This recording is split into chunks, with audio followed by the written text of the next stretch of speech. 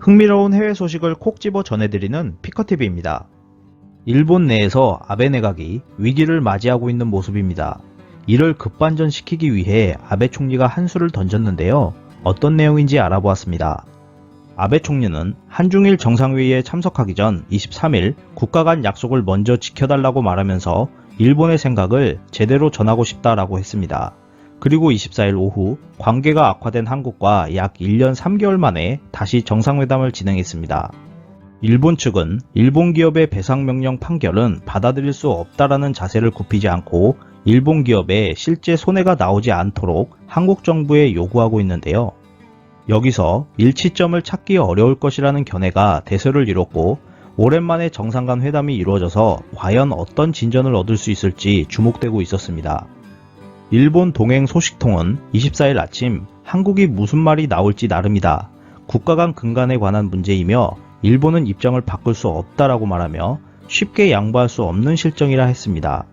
하지만 막상 뚜껑을 열어보니 아베 총리는 관계 개선을 하고 싶다라고 말했는데요.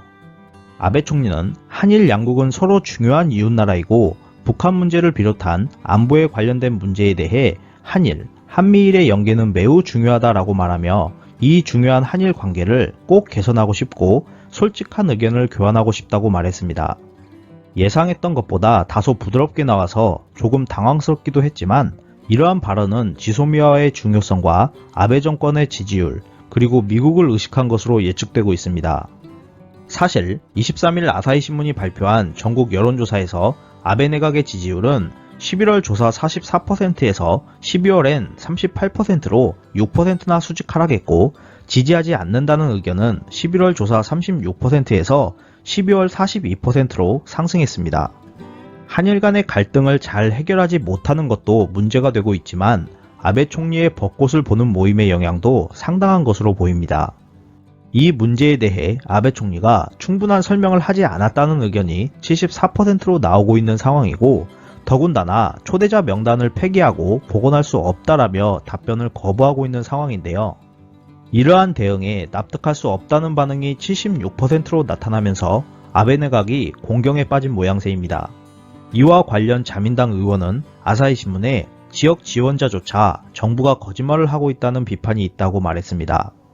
이러한 일본 내 사정을 의식한 아베 총리는 양국 정상 자리에서 향후 자주 만나자는 것과 현안을 대화로 해결하는 모습을 양국 국민에게 보여주면서 서로의 마음을 열 수 있도록 하자는 것에 공감했습니다.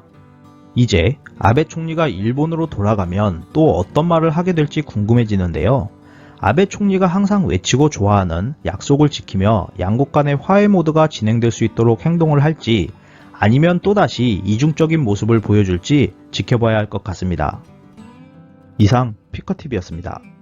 감사합니다.